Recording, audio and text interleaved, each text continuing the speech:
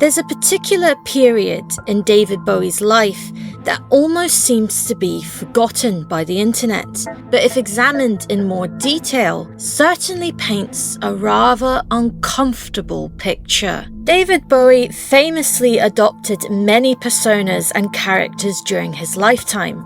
However, one character in particular would prove to be his most scandalous, and is one in which he would in fact later come to personally regret.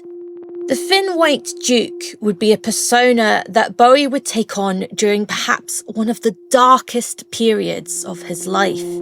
Fueled by a daily diet of peppers, milk and cocaine, the protagonist character of his 1976 studio album release, Station to Station, was slowly delving deeper and deeper into a drug-induced paranoia as his body frame dropped below 100 pounds. The character that Bowie had described as a very Aryan fascist type, a would-be romantic with absolutely no emotion at all, was starting to blur the lines between art and artist, as some very shocking remarks were beginning to escape within his public interviews. At a press conference after a tour concert in Stockholm, Bowie made some of the most disturbing statements of his entire career. As I see it, I am the only alternative for the Premier in England. I believe Britain could benefit from a fascist leader. After all, fascism is really nationalism. And these type of statements weren't a one-off occurrence, as they continued in a Playboy magazine interview published in September of 1976 with Cameron Crowe, in which Bowie was asked, "You've often said that you believe very strongly in fascism, yet you also claim you'll one day run for Prime Minister of England. More media manipulation?" To which Bowie replied, "Christ, everything is a media manipulation. I'd love to enter politics. I will one day. I'd adore to be Prime Minister. And yes, I believe very strongly in fascism. The only way we can speed up the sort of liberalism that's hanging foul in the air at the moment is to speed up the progress of a right-wing, totally dictatorial tyranny and get it over as fast as possible. People have always responded with greater efficiency under a regimental leadership. Television is the most successful fascist, needless to say. Rock stars are fascists too. Adolf Hitler was one of the first rock stars. Near the end of the interview, when Crowe asked, "Do you believe and stand by everything you've said?" Bowie responded, "Everything but the inflammatory remarks."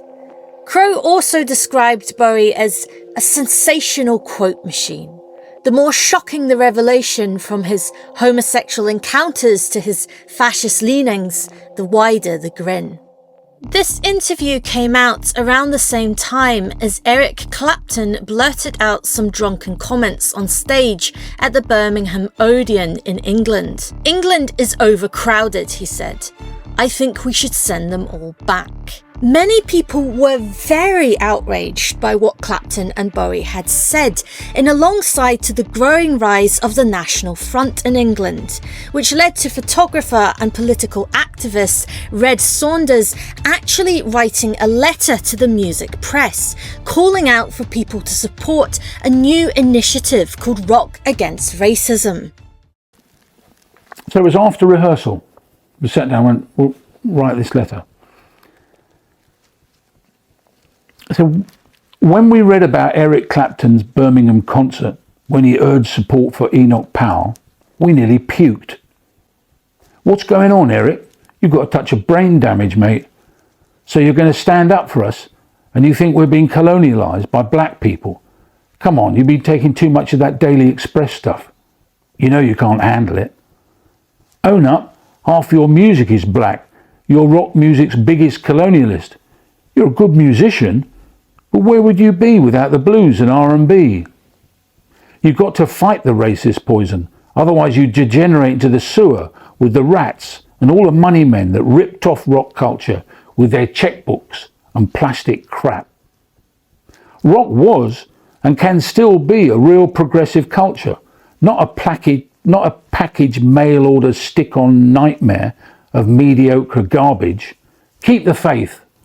Black and white, unite and fight. We want to organise a rank and file movement against the racist poison in rock music. We urge support. All those interested, write to Rock Against Racism, Box M, 6 Cotton Gardens, London E2. P.S. Who shot the sheriff, Eric? Sure as hell wasn't you, mate. September 1976. This resulted in a series of gigs, including punk bands such as The Clash, and a march across London in April of 1978. The Musicians' Union also heavily criticised Bowie's statements in a meeting of November 1976, where they stated, "When a pop star declares that he is very interested in fascism and that Britain could benefit from a fascist leader, he is influencing public opinion through the massive audiences of young people that such pop stars have access to. Such behaviour is detrimental to the interests of the Union, since it prepares the ground for a political system in which the trade union movement can be smashed, as it was in Nazi Germany. This central London branch therefore proposes that any member who uses his professional standing or stage act or records to promote fascism should be expelled from the Union." When we think about the current rise of fascism in Europe and the United States today, it's a difficult question to ask. Would a big pop star currently get away with this same kind of comments and to even adopt the stage persona of a fascist character at all? If we look at the recent actions of Ye, formerly Kanye West, whether his intentions are that of an edgy teenage troll or someone who genuinely holds these viewpoints, it's clear to see that his comments are being taken very seriously by his sponsors, as many of his former partnership sponsors now want absolutely nothing to do with him. So even the chance of a pop star having fascist connotations in 2025 is enough to put immense pressure upon the commercial wheels which many musicians now rely upon churning for their steady financial success. Bowie later insists that he was just acting in character. However, in the very same year, he had been held by Polish customs officers for carrying Nazi paraphernalia in his luggage, alongside books written on Hitler, Joseph Goebbels, and Albert Speer. In May of 1976, a compromising photo of Bowie appeared in the NME magazine, in which he was accused to have been caught in a mid-air salute, after people had claimed that they witnessed him standing up and giving a salute from his convertible at the Victoria Station in London. Although Bowie's photographer Philippe Aulat claims that he was there that day and that no intentional salute was made. And on the photographer Chalky Davies' website, the person who had taken the most widely circulated image, he talks about how he used a fill-in flash due to the poor lighting at the station that day, causing the NME to actually enhance Bowie's left arm by drawing an additional hand onto the image because the flash had caused it to disappear, which he claims further caused an innocent wave to resemble an unintended salute. In 1975, a year before the Thin White Duke even made his first appearance, Bowie had made yet another bizarre remark. "You've got to have an extreme right front come up and sweep everything off its feet and tidy everything up. Then you can get a new form of liberalism." And in the same year, in an issue of Cream magazine from February 1975, after the reporter asked Bowie, how was it possible that Hitler's personal military mismanagement probably cost the Germans the war, Bowie said, "Oh, he was a terrible military strategist, the world's worst, but his overall objective was very good, and he was a marvellous morale booster. I mean, he was a perfect figurehead, and I'm sure that he was just part of it, that he was used. He was a nut, and everybody knew he was a nut. They're not going to let him run the country." When asked if losing the war was part of his plan too, Bowie replied with, "No, that's not what I said. I said I don't believe that he was the dictatorial, omnipotent leader that he's been taken for." According to the biography Stardust, the David Bowie story, there is an even more damning secret photo of Bowie in existence that was taken by his tour photographer Andrew Kent, which, although it has never been made public, allegedly depicts Bowie at Hitler's bunker in Berlin with his arm outstretched in a salute, in which the photographer was apparently made to swear to never release the photograph to the press, a promise that he seems to have kept, as no proof exists of the supposed photo. The performance of a Nazi salute was and still is illegal in Germany and several other European countries. So if the incident did in fact occur, then it was a crime. When asked about it, Kent had said, "I don't want to talk about it. I never felt David was a Nazi sympathizer. I'm Jewish, so if anybody would be sensitive to that and have bad feelings, I just think it was what I'd call an adolescent attraction." Many photos do exist, however, taken by Andrew Kent of Bowie wearing what closely resembles a stereotypical Gestapo leather trench coat. Unconscious fashion choice or deliberate statement?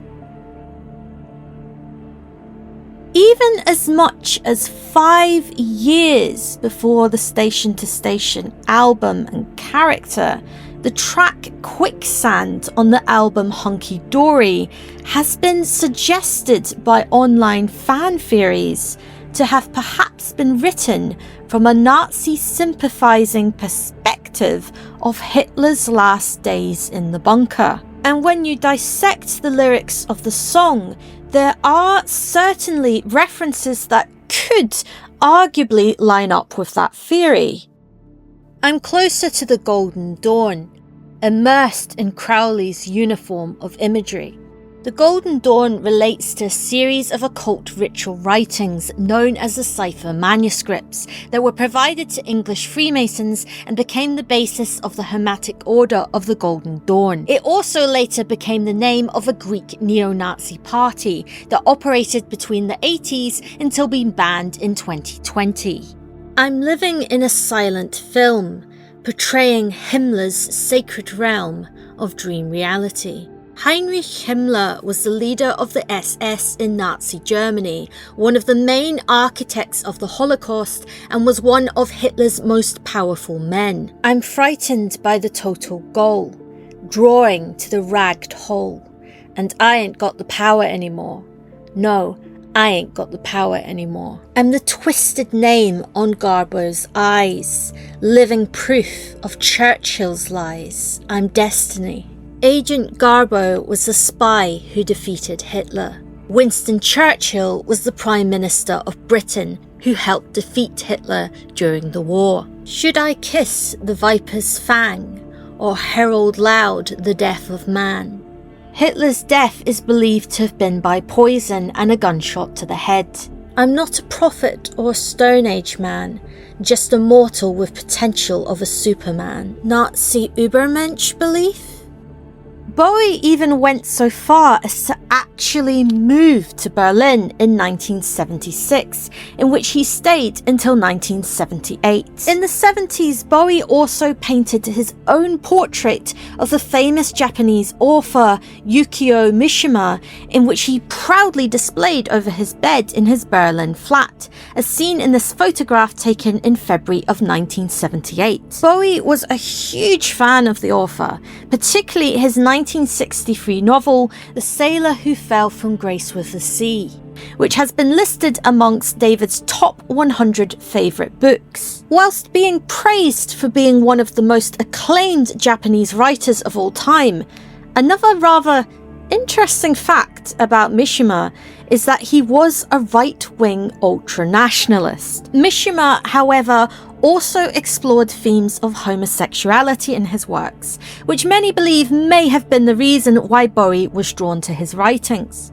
Was Bowie simply praising the work of a prolific writer, or does sleeping under the portrait of an ultra-nationalist every night simply add a little more fuel to the fawning fascist fire that it could be argued that Bowie seemed to be obsessing over at the time? Now, if you want to really start going further down a wormhole, Bowie's own mother, Peggy Burns, was, according to the book The Man Who Sold the World, David Bowie and the 1970s by Peter Doggett, reportedly a black shirt supporter of the British Union of Fascists in the 1930s. And when you begin to look at the British Union of Fascist flags, the Ziggy Stardust iconic lightning bolt imagery of 1973 suddenly begins to potentially take on a much more sinister feeling.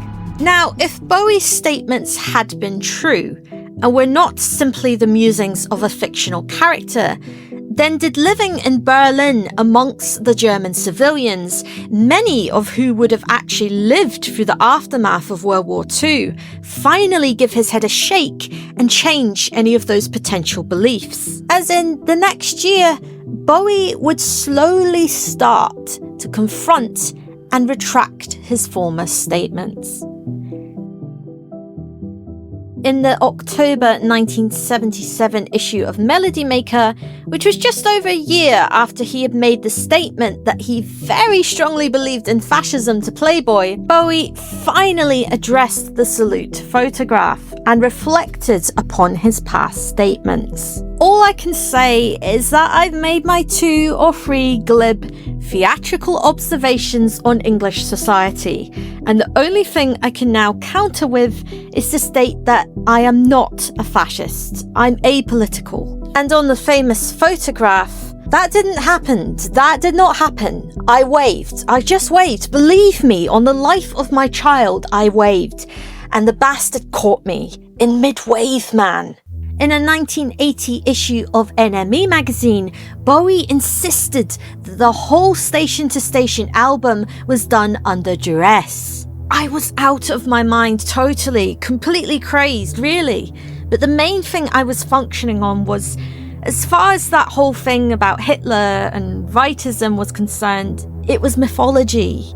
He also told an interviewer that, this whole racist thing which came up and quite inevitably and rightly, and I know this sounds terribly naive, but none of that had actually occurred to me, in as much as I'd been working with and still do work with black musicians for the past 6 or 7 years, and we'd all talk about it together.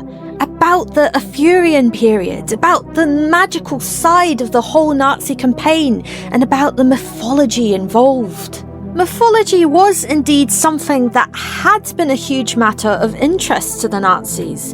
Norse mythology and archaeology in particular was often used in a misinterpreted way to become a driving force behind the Nazi propaganda machine. Years later, in 1993, he stated, "My interest in the Nazis was the fact that they supposedly came to England before the war to find the Holy Grail at Glastonbury.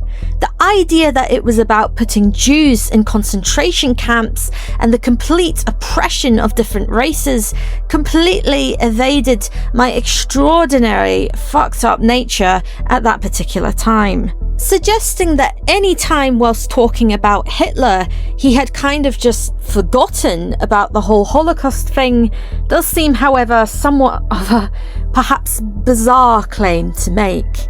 An interest in the occult was indeed something that both the Nazis and Bowie had been fascinated and intrigued by. For much of 1975, Bowie had become obsessed with satanic symbology. Very influenced by both the famous occultist Aleister Crowley, was also drawing inspiration from Jewish Kabbalah mysticism. He even at one point was alleged to have oddly believed that Jimmy Page and a coven of witches were planning to steal his bodily fluids to conceive the Antichrist, leading to him momentarily secretly storing his urine in his fridge. Which, if true, does insinuate that Bowie was perhaps not in the sharpest frame of mind during this period of his life. In 1971, the same year that Quicksand was released, when interviewed by Zygote, he said, "England is the strongest mystical force in the Western world. We don't know it, none of us know it now, but it's being revived gradually. There are so many empires of magical thought in our country that we've lost, forgotten through the ages." Do you know who else was very hot on England's magical force? Hitler. He wanted to possess our country for that reason. He needed that power to develop his Aryan race.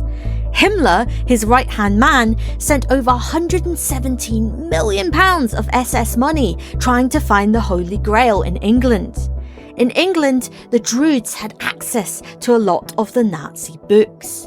They were turned on to the idea of Homo superior long before anyone else. They found out that was what the Nazi thing was about, and they just collected all the books before anybody else got interested in it, or even was aware that there was such a thing as Homo superior. So here we have evidence as early as 1971, 5 years before the release of Station to Station, and 4 years before he first introduced his Thin White Duke character, that Bowie was already showing signs of obsession, at least with Nazi history. In an interview of March 1973, Bowie actually expressed disgust towards the Nazis. "I wrote a song called The Supermen, which was about the Homo superior race, and through that I got interested in Nazism. I'm overwhelmed at their methods. Diabolical. I have no room in my head to entertain their theory, the gross effects, the terrible disregard for human life, especially for particular races and religions. Hitler wanted to develop an Aryan race. For what reason? To fight Homo superior. But within just 3 years, he would be expressing almost adoration towards Hitler in his Playboy interview. Look at some of his films and see how he moved. I think he was quite as good as Jagger. It's astounding. And boy, when he hit that stage, he worked an audience. So, was there ever a moment where his obsession actually took over? His statement that Britain could benefit from a fascist leader was probably the most damaging and clumsy example of when Bowie arguably took things too far, and people were left unable to distinguish anymore between the character and the artist. As time went on, Bowie's feelings towards his past statements and his Thin White Duke character began to change to those of regret, and perhaps even shame. He later referred to the persona as a nasty character indeed, and an ogre, and referred to the period as the darkest days of his life, attributing his actions to the effects of his drug use at the time, and claiming not to remember much about that time. By the 1980s, Bowie's public statements and art had shifted more towards a clearer stance on anti-racism and anti-fascism. There are psychological proven links that those who are angry or unstable can gravitate towards authoritarianism and right-wing beliefs. Cocaine can often be known for causing feelings of aggression or inflated confidence. It is not impossible to believe that perhaps Bowie, just for a moment, actually lost himself within his drug-fueled binges and obsession with Nazi history. In the same interview in 1976, where he states he strongly believes in fascism, Bowie himself admits, "I honestly don't know where the real David Jones is. It's like playing the shell game. Except I've got so many shells, I've forgotten what the P looks like. I wouldn't know if I found it," suggesting that his sense of self was often somewhat lost. Throughout the rest of his career, Bowie made sincere efforts to distance himself from his former comments, and his later album Tin Machine seemed to adopt a completely opposite view. He would also later criticize MTV in 1983 for not playing enough music by black artists. The fact remains, however, that the whole Rock Against Racism movement was formed shortly after his remarks about Britain needing fascism, which certainly suggests that many at the time saw the power of his idolized status alongside the potential influence that his words could hold to be that of a serious threat towards his younger and more impressionable audience. What do you think of Bowie's remarks?